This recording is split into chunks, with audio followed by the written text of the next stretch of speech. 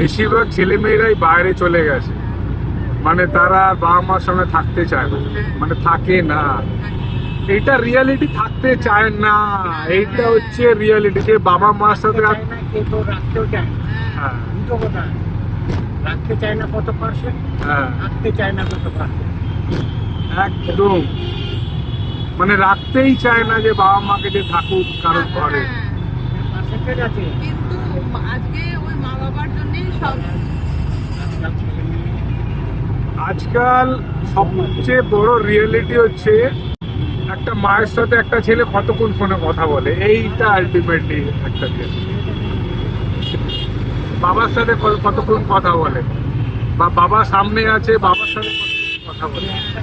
মানে সারা জীবন স্যাক্রিফাইস করে এলো বাবা মা, এখনো সেই স্যাক্রিফাইসই চলছে। আমার প্রতি করণীয় কি?